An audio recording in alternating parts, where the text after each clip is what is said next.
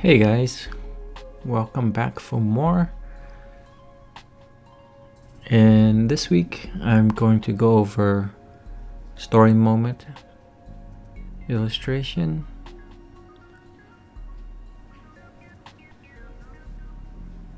So this is how I start my compositions, with a basic line drawing, just to plan things out. My idea here is to have a girl looking at a shotgun, and the story moment is about her deciding whether or not to pick up the shotgun or not. It's going to be an interior shot in shallow perspective and a relatively flat perspective. I am placing the camera level a little bit below her shoulders to tell a story where she is in danger but in control of the situation, since she has access to the weapon.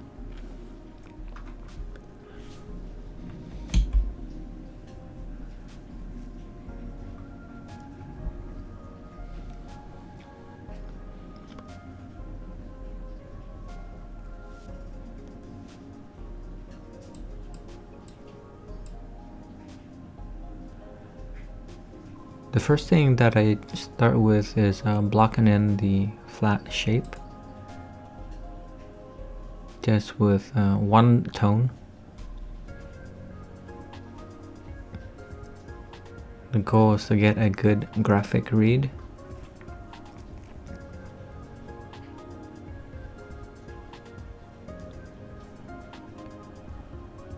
At this stage, I'm trying to think of how the space is divided. If I had to simplify this, what is the biggest shape? What is the medium shape, and where's the small shape? For the lighting, I'm going to have a hallway light that comes from above, and an external light from outside of the house coming from the right side.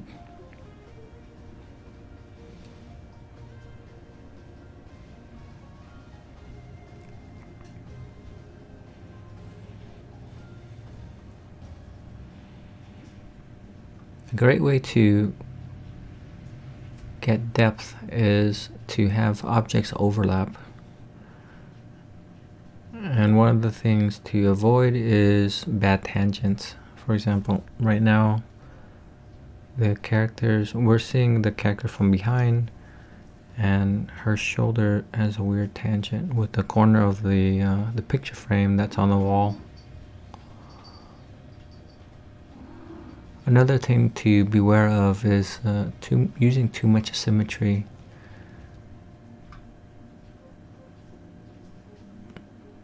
So I wouldn't want to put her right in the middle of the frame.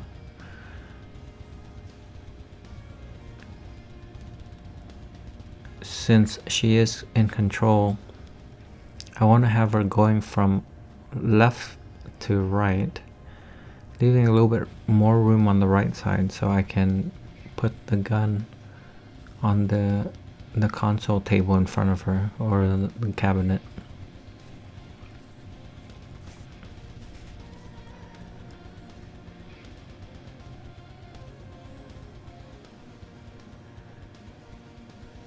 So if you look at the composition like this, you can kind of see that the white area is the largest shape, the black area is the medium shape, and the gray area is my small shapes. You can go further by breaking those areas down into big, medium, and small.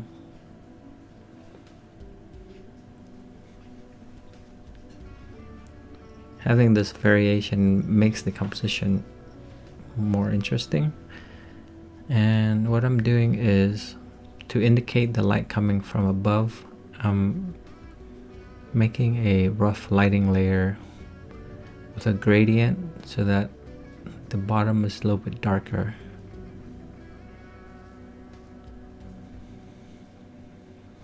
The easiest way to do that is to create a gradient layer and leave it on blend mode, or not blend mode, to set it on multiply mode.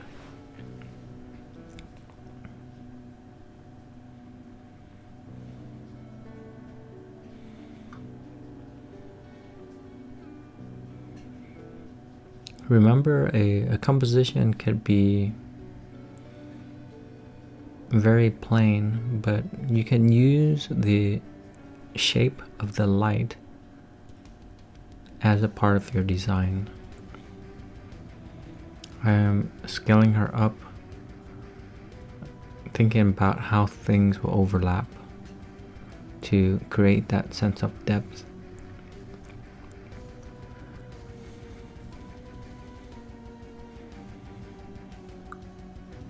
The wall on the left I'm going to have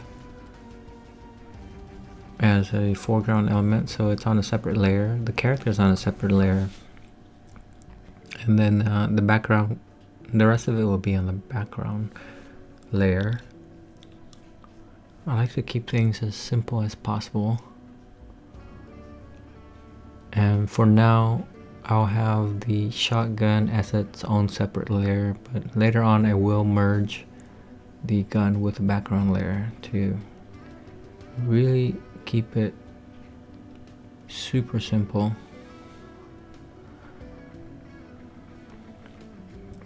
For now, it's represented with just one line. I'm starting to think about what should go in the picture frame that's on the wall. It should be something kind of creepy. I want to show this frame as a horrific place.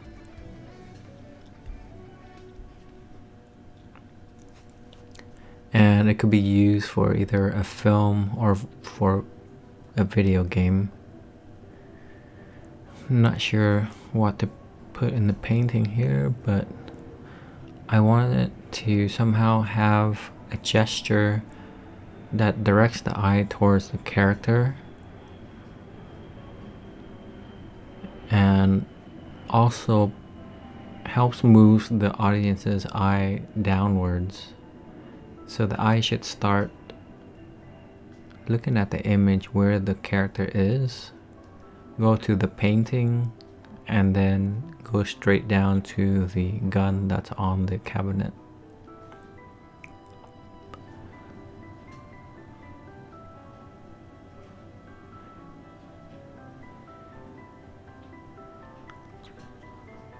Maybe this is going to be like a religious painting, or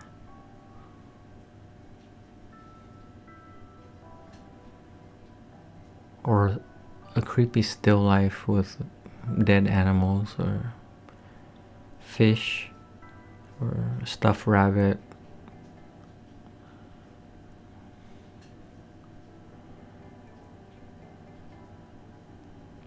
Since it's not the focus of the painting, I'm not really going to go into detail what the painting is about.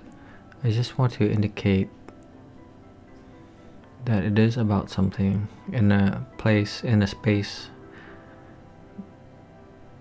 to make it believable, like it is a painting.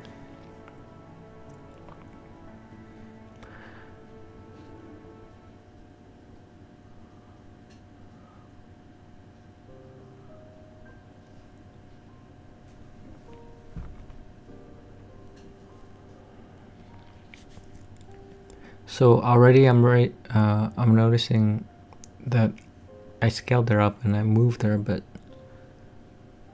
I created another bad tangent where the top of her head touches the edge of the upper left corner of the frame. Also, the light intersects at the same area. So I'm gonna have to fix that a little bit later. But I kind of like going around the image and skipping around, so I'm not just working on one area too long. A lot of the times I figure stuff out as I go, and since the character is on a separate layer, it's really easy to just scale her up and move her a little bit later, so I'm not too concerned about that right now.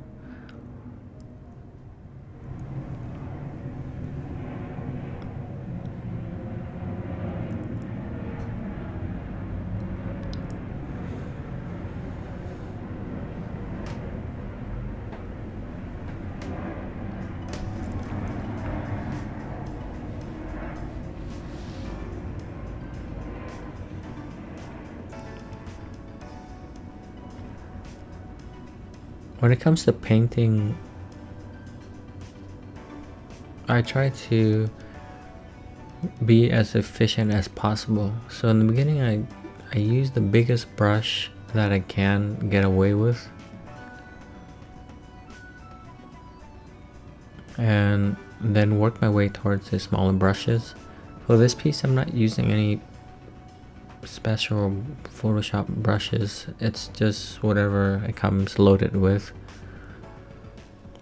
and it's probably only about 4 brushes: a soft round, a hard round, something that looks like a rough square, maybe something that has a texture like a dry brush, and that's probably it.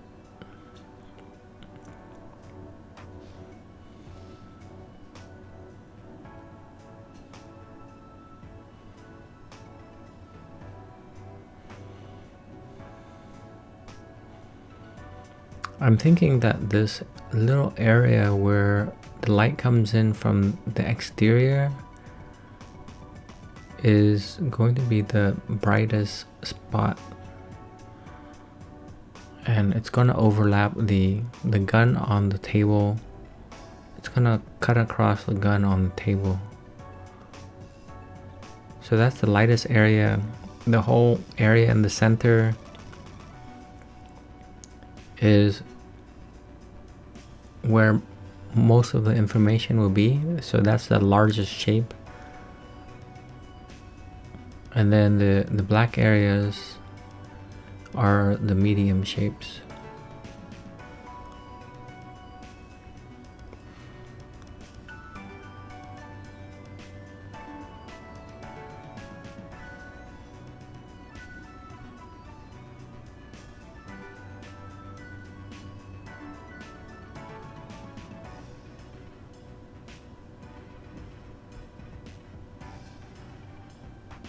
It's not an exact science, but just as long as you have a thought process, you can begin to develop a taste or a sense of reason for why you do things. And this helps develop style. The tendencies that we have develops into personal style.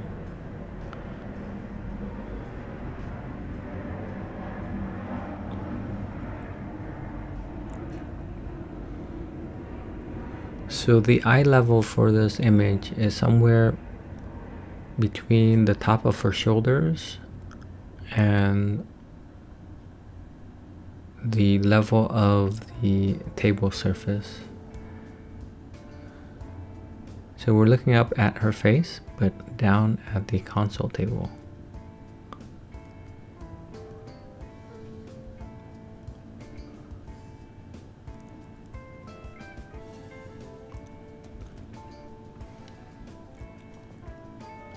For lighting the area, what I do is create a layer set to screen mode, and use a soft brush to paint the light in.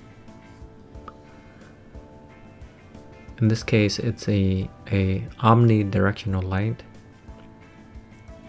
which means it will be brightest on top and the light will radiate out. There'll be a fall off of light the further away it is from the source. This creates a subtle feeling that we're in a real space.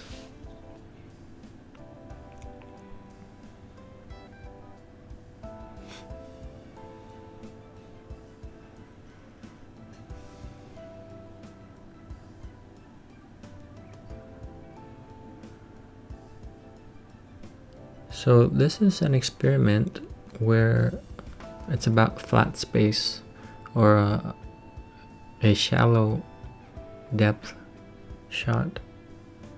I'm thinking it is shot with a longer lens. The field of view is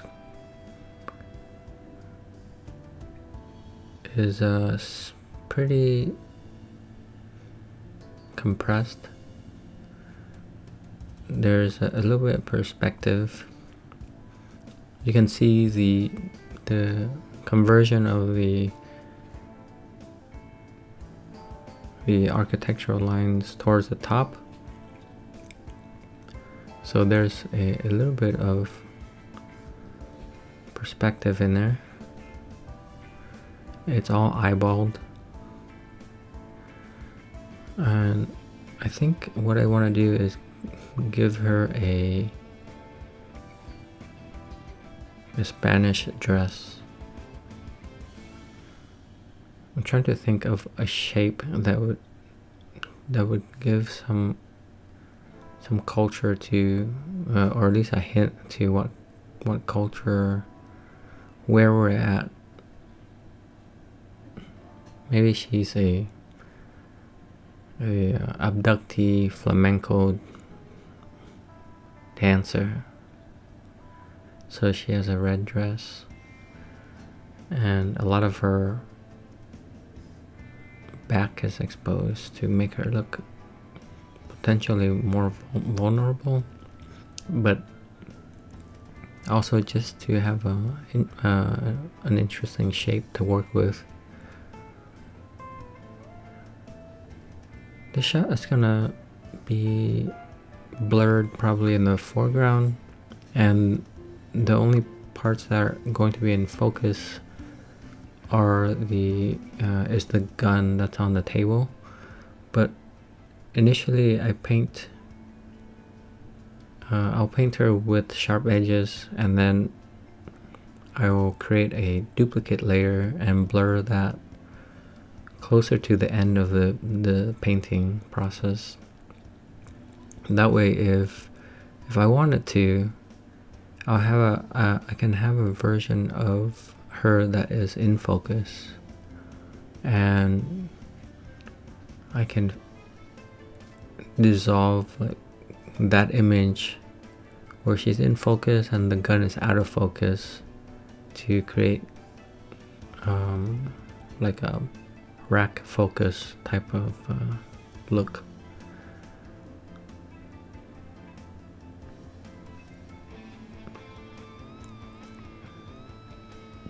At nighttime, usually cameras are shot with a lower f number, so that the iris of the camera is open wider to let more light in. And usually when you have a lower f number, you have more depth, meaning that whatever that's not in focus is more likely to be out of focus. If you have a high f number, then everything will look sharp. Another feature to low light photography is having image noise. I mean, newer equipment's getting better at reducing image noise, but when you add image noise to the artwork at the end, you create this feeling, this photographic feeling, even though it's painted. So that's kind of what I'm going for, like a mix between painting and photography.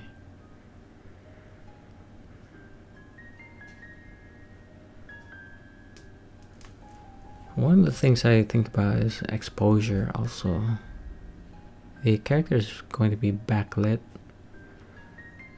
so the amount of contrast in the shadow area is not going to be high.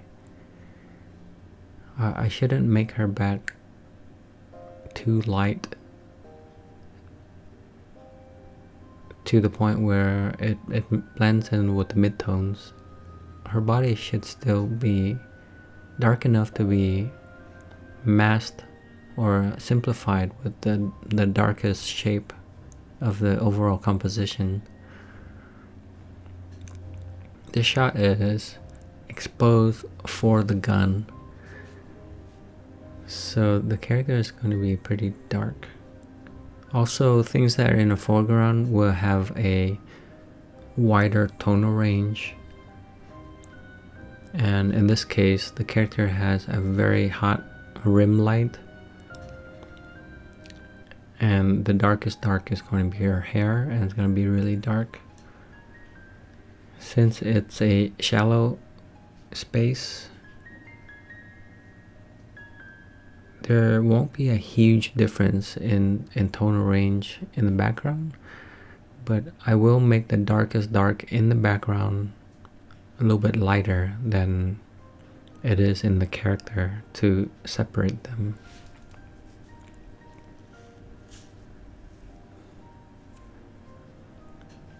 A good detail to think about also is having bounce light.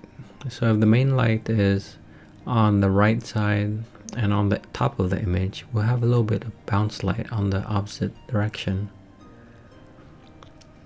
Also remember, when you use the light layer set to screen, it's going to appear flat unless you create a masking layer and paint some of that light out in areas where the light would not be able to reach, like in the crevices underneath the frame, or even underneath the top edge of the frame.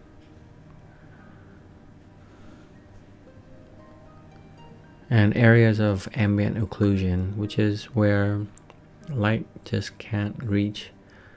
For example, where the edge of the table meets the wall, it's going to be a little bit darker there.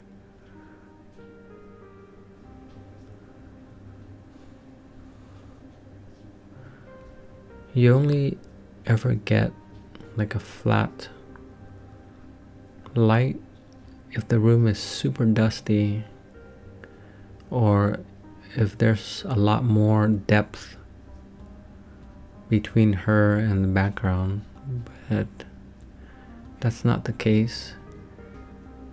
So I delete some of the light out of the inside of the frame and establish some cast shadows.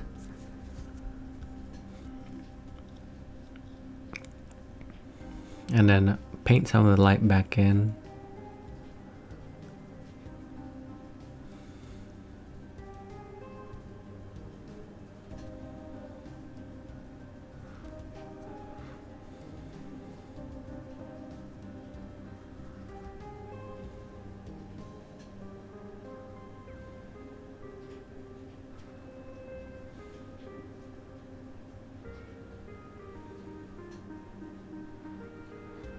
It's funny, every class that I'm in, there's always a person who asks for the custom brushes. Like, oh, can we get the magical custom brush? And it's really funny and very typical, but it's not really the brush that's gonna solve people's problems. It's how to use the brush.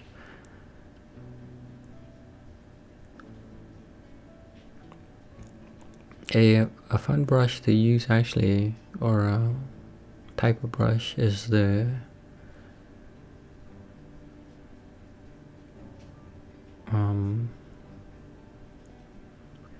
a good brush to experiment with is the mixer brush, and it's not a particular brush, but it's how the setting handles the blending. So you can try that out. If you select a mixer brush, hold down the Alt key and click on an area, it will kind of stamp and repeat that pattern throughout your brush stroke and create a texture that feels like artifacts from a photograph.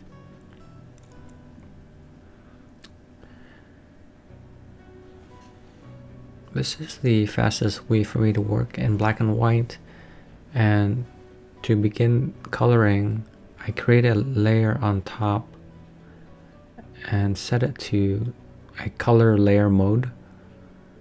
Then I would fill that layer with a color or a gradient. For example, there was one on top of the background layer filled with green, or a yellowish green.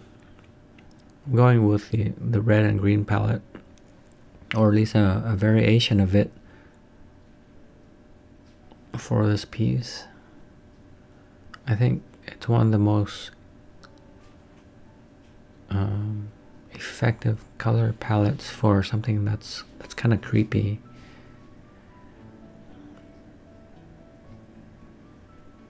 And here I'm gonna slap a texture onto the wall to give it some character, so that it's not just like this weird black space. I want to make a space that looks lived in or is weathered. It's not a brand new hotel. There should be some textures on the wall, maybe cracks, imperfections, signs that somebody has been in this space, or at least it's been weathered.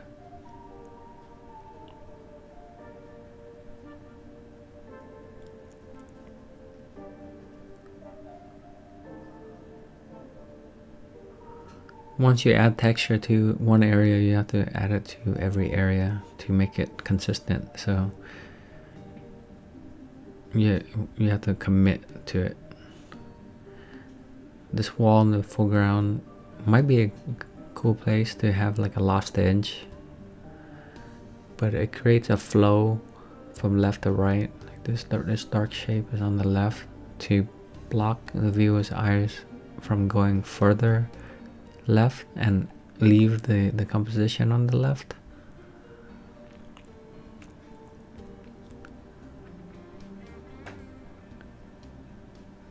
So immediately the eye should go towards the character, from the character to the painting, and then straight down.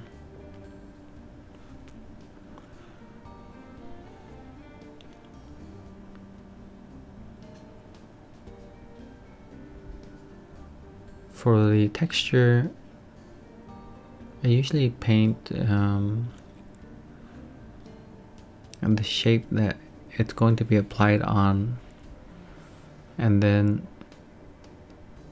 paste the texture layer on top, clip that texture to that area or to that layer below, and then set the layer mode for the texture to one of the layer modes. I usually scroll through the list to find which one works best. It could be overlay or lighten or soft light, any of those.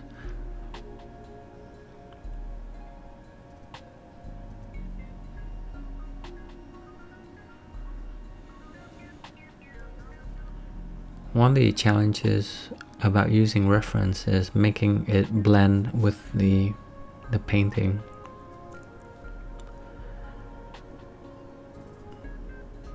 Photographic reference usually has the wrong direction of light, so we have to modify the light to match the light source that we have in our piece.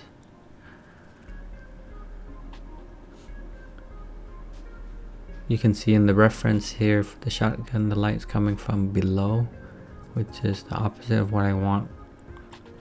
So what I'm doing is I'm gonna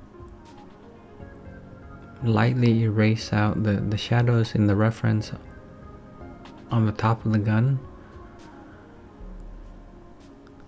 I'm gonna leave a lighter value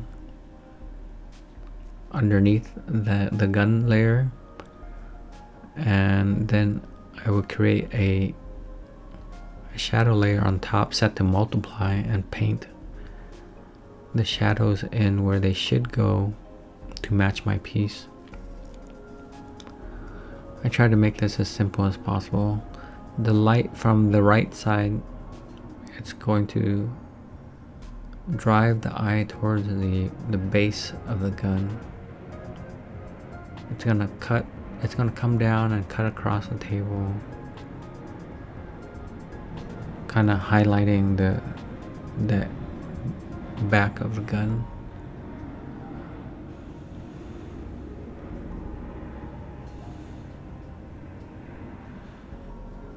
And to add light on the top surface, it's the same process as adding light to the background. It's creating a layer set to screen or soft light on top, clip it to the gun shape, and then painting in the light with the appropriate temperature and turning down the opacity to set the correct intensity for the gun.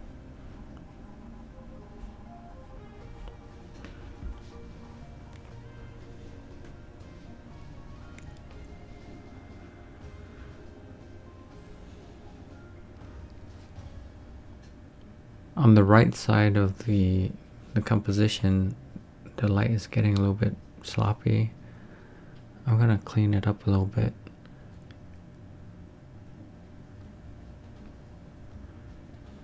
Another thing to adjust on your reference is color temperature. So you can create an adjustment layer and modify the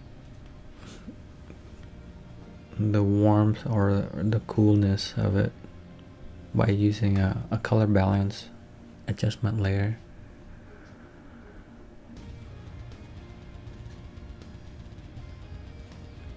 In this case, I don't really have to change too much of the levels,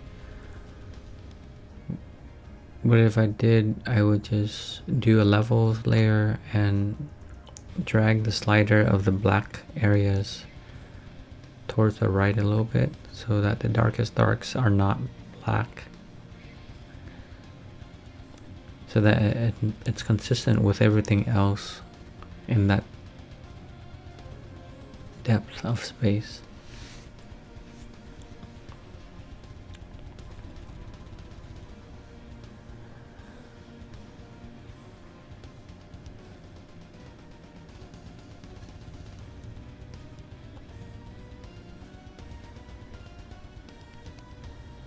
One main challenge of this area is to separate the gun from the table, since they're both brown, and I'm gonna do that with just lighting.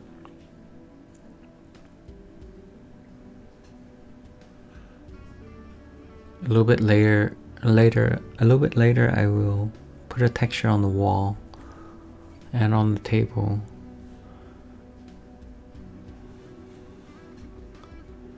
And I do plan to have some color in the painting to kind of unify the overall composition, so that whole wall is not going to be all green.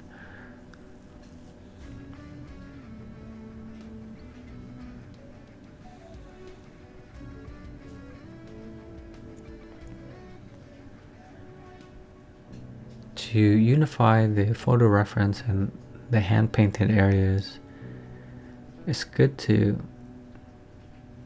paint over some of the gun to remove some of the photographic detail, so that we can kind of bridge the difference between painting and photo.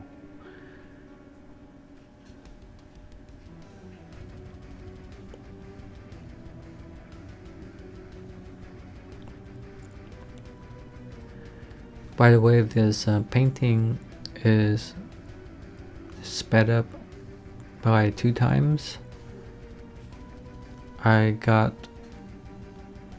95% done in that amount of time, and then I probably spent another half an hour to an hour to add the finishing embellishments, like adding, just nudging things a little bit.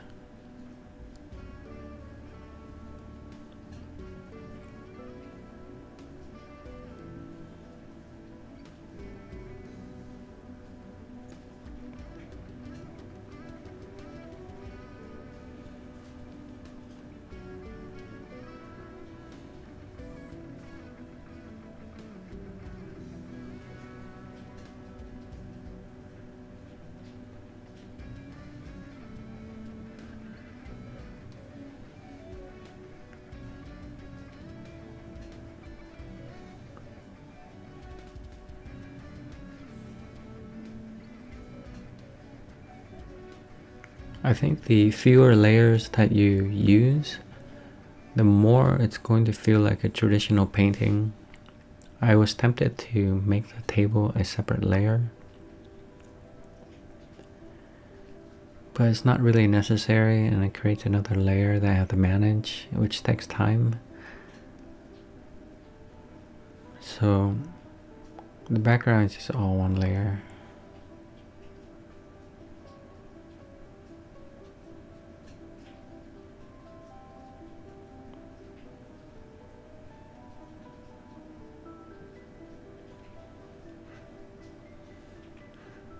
The gun is on its own layer, but eventually I'm just gonna merge it with the background. It's not a bad idea to make a separate layer, actually, because then you could just turn that layer off and paint another a different weapon on there as an alternative. But this is a very specific story, so I'm gonna stick with it, the shotgun.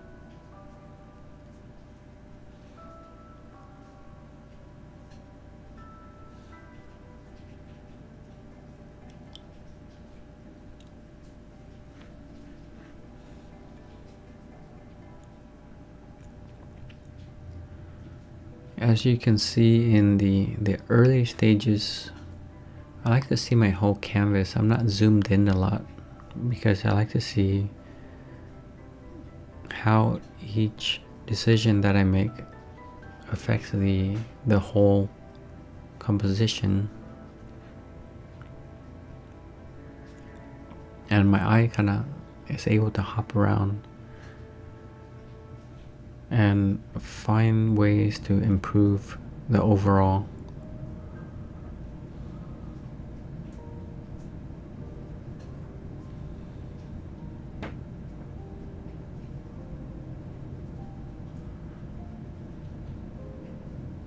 I think a lot of beginners have the tendency to flatten things out and use a bunch of medium size shapes, and I catch myself doing that sometimes too.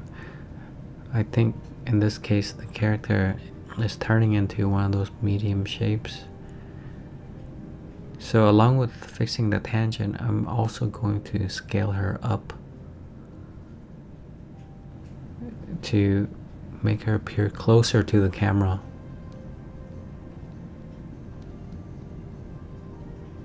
And make it easier for the eyes to move past the character and into the depth of the space, and then dropping the gaze down to the focal point.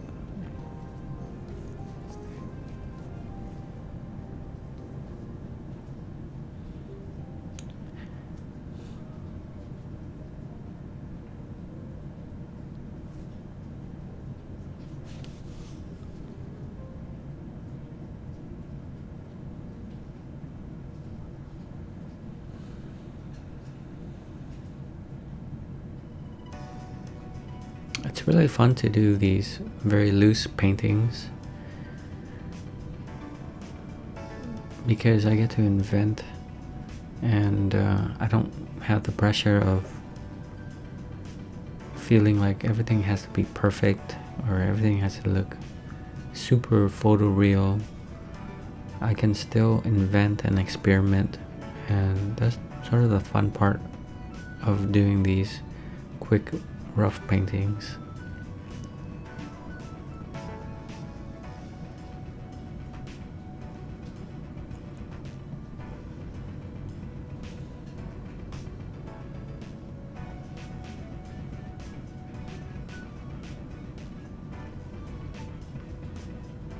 There's always a high risk of noodling an image for too long, so doing quick paintings is also a good way to avoid that issue.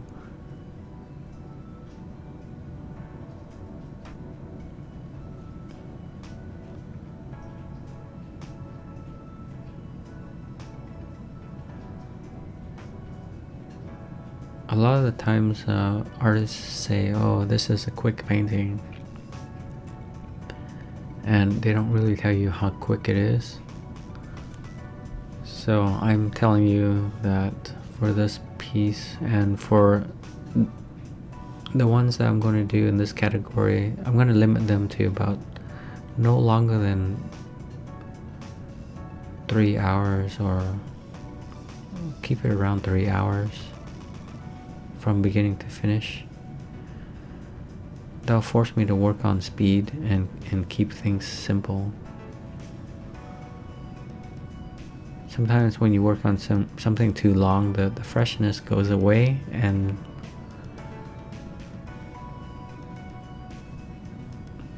you sort of lose it.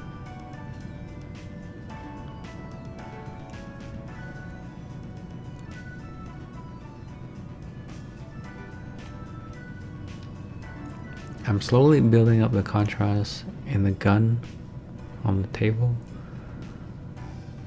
because that's the focal area, and I kind of want to be careful with it. Right now it's still blending in too much with the table, and it looks like I need some light on the wall between the frame and the table.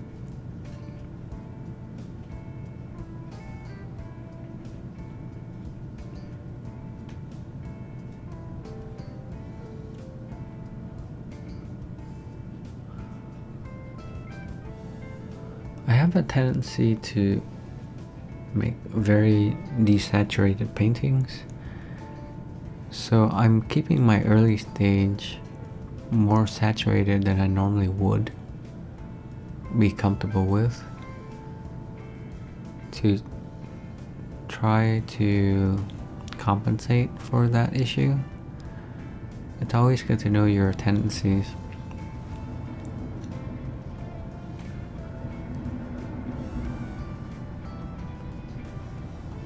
And earlier I said I was going to pull textures for the table. the easiest way to do this is just to distort and make it match the geometry and the perspective of your piece. Not warp, but distort. This will make the illusion that the details that are further back are more compressed, and then the spacing in the front is more spread out. And depending on the value that I paint on the table, I will select an appropriate layer mode to give the right contrast that I want between the gun and the surface of the table. I'm also thinking about the intensity of the light. What is the most intense light? And I still want to keep it as the outdoor light. The indoor light is going to be this weak omnidirectional light.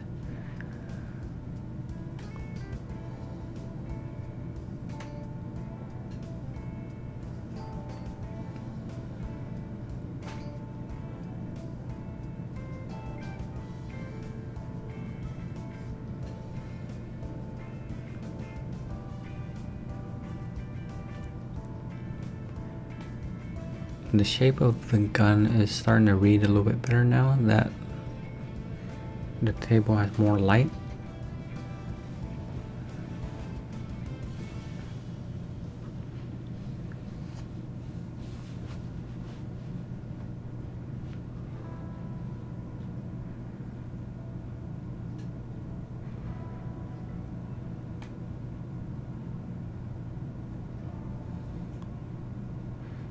I'm gonna have to look for reference for what a flamenco dress looks like also, because the character is very essential to this shot, just to indicate where the story takes place, what culture it's in perhaps, or at least what culture she's from.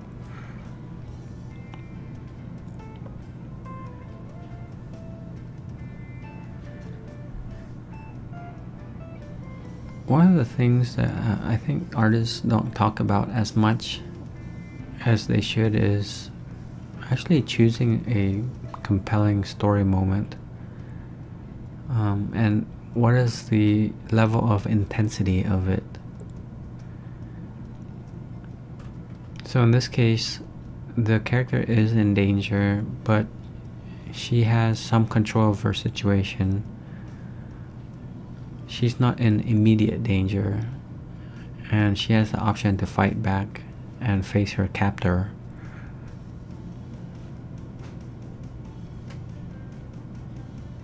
That's why she is relatively large in the composition, and the eye level is below her eye level.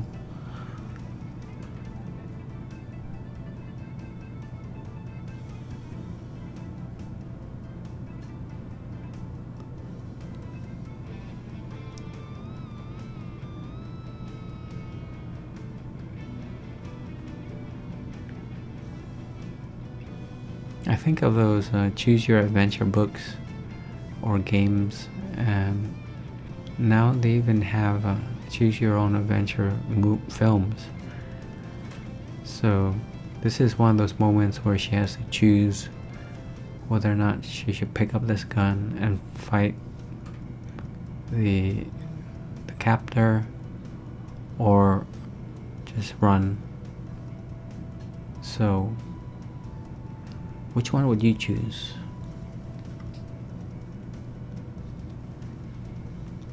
That's a part of the fun of this piece. It's sort of a turning point, and I think that's what makes this story moment interesting.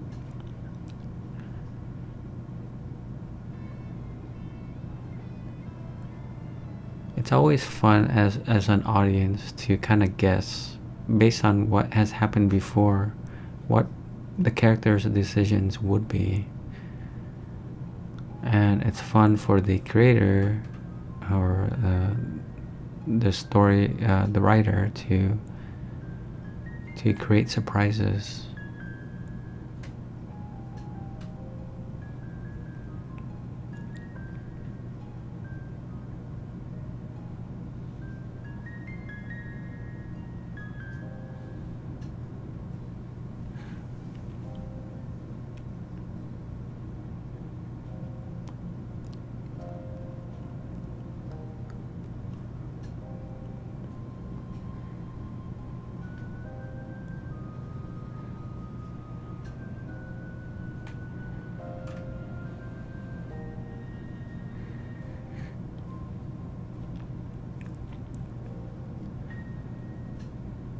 For the rim light, I want to make sure that it's not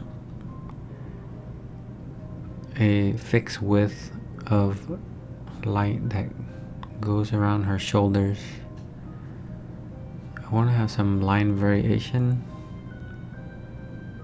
or edge variation.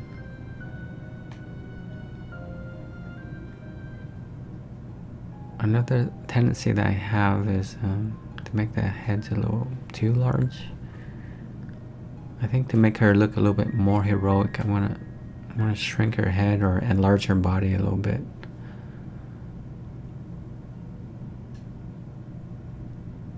Probably enlarge her body a little bit. At least in this shot, it's not difficult to do.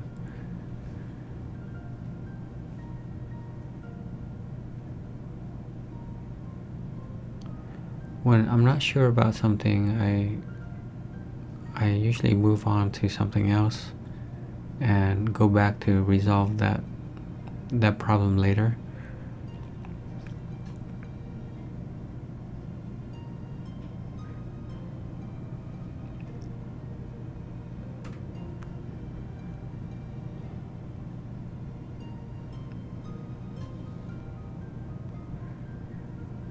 One of the things to create, to make things stand out, is to have a bounce light on the opposite side of the light source.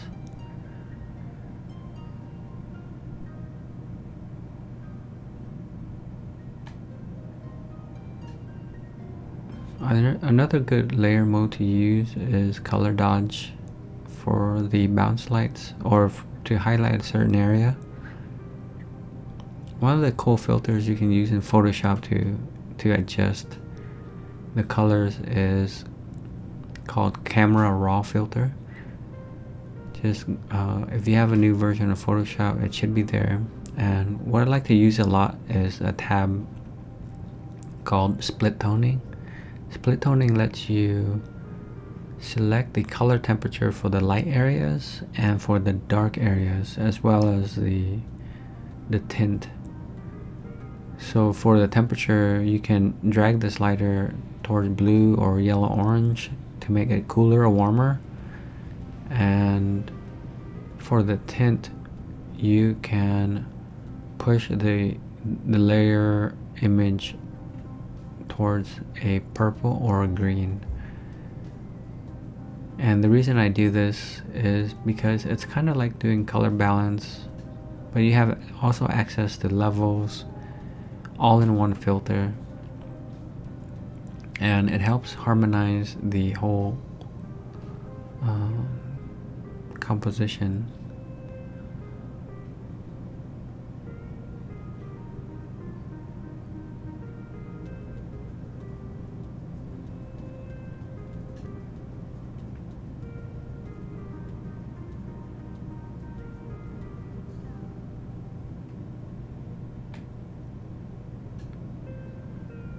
The character is wearing a red dress, and there should be elements of red in the background to help harmonize the color.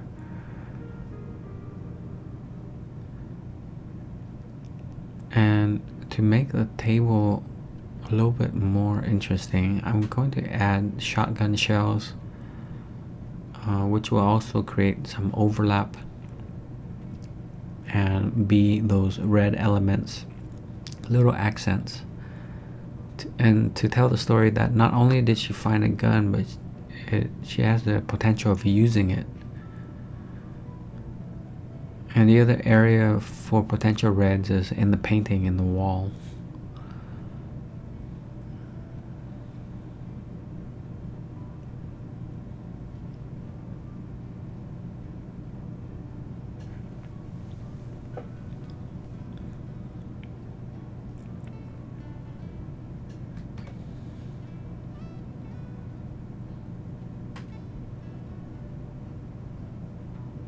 This way the space will be more believable, and it won't be just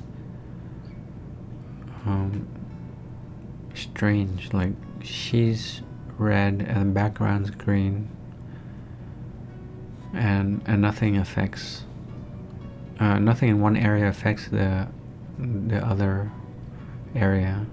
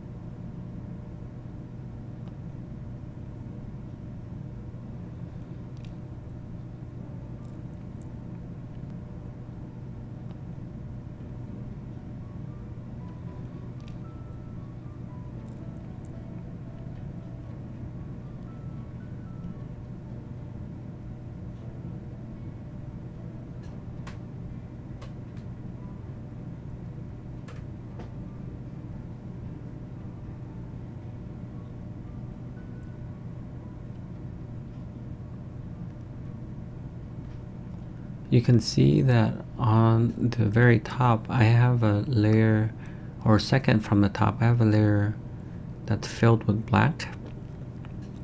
That layer is set to a color mode. So when I click the eyeball on that layer, it allows me to see my whole composition in black and white, where I can check the values.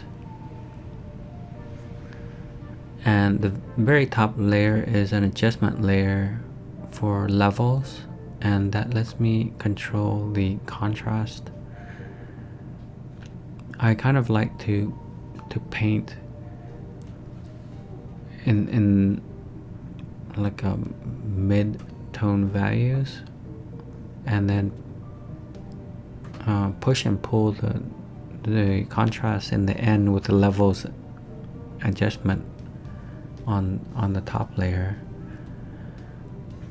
This is kind of a process that is used for videography.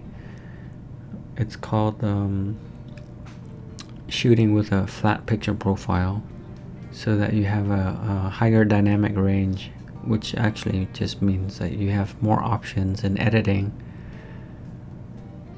to control the amount of contrast, and just to have more tonal range options in the end. So I'm making a painting, but I'm also thinking about how photography works.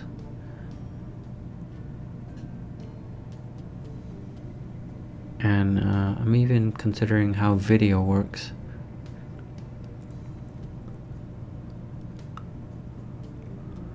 So here we are, I'm finally scaling her up.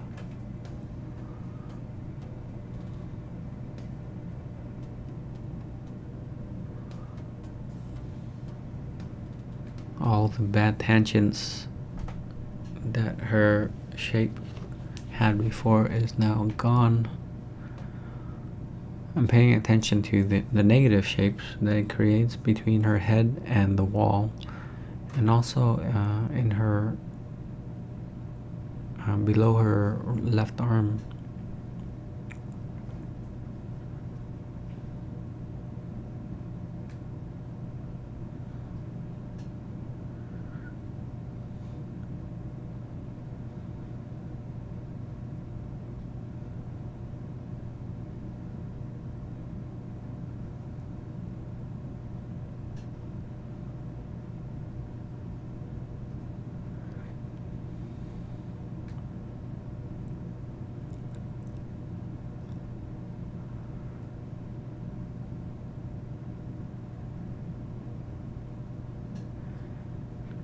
So since there's a warm light on her, I want the cool areas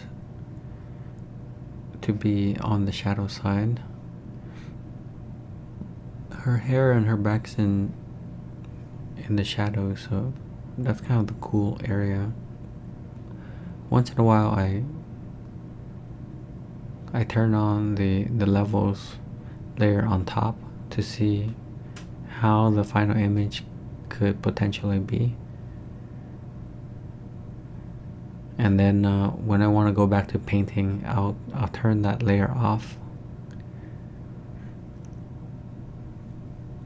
and continue painting. So there's some thought to the post-processing process.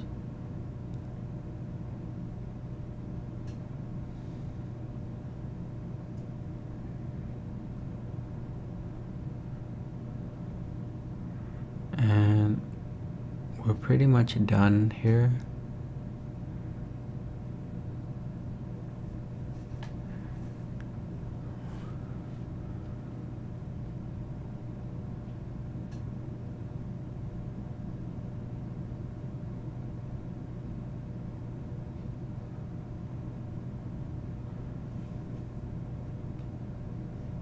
I'm always looking at the tiny little thumbnail on the navigator also to get a sense of the overall composition as I paint.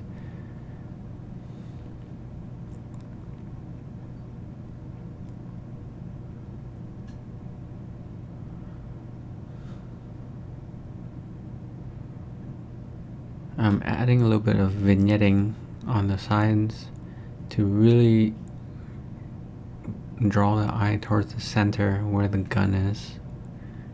So that's just a layer set to multiply.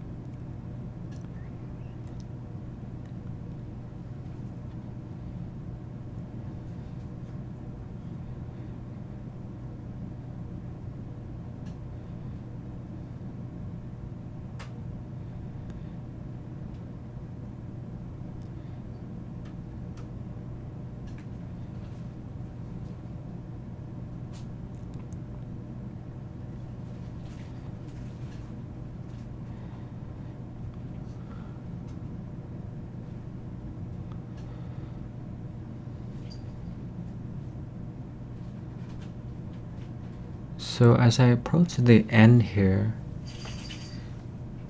something that is I'm going to experiment with is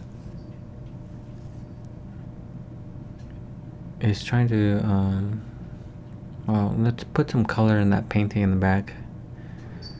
Here's a painting I found by Caravaggio. Looks like it's Christ descending the cross.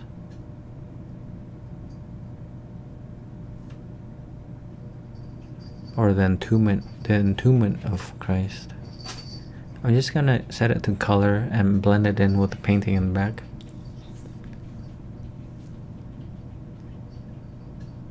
One of the periods I love most from the art history class is the Baroque period, which is where this painting, the time that this painting was made. I just love the color palette because it's very earthy and a very appealing use of red and greens. So that should unify the background for my piece very well. I'm just gonna use this mirroring tool to kind of blend the colors in with what I have.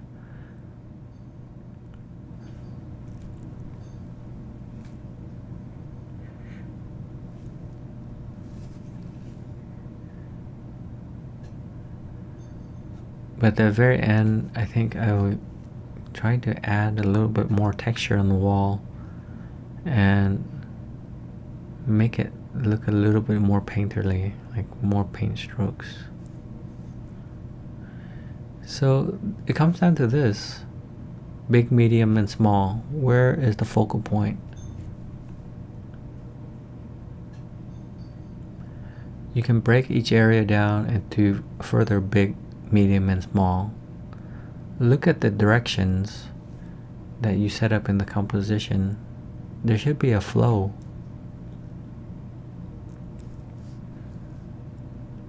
Here's the final piece. Variations with more details and with some texture.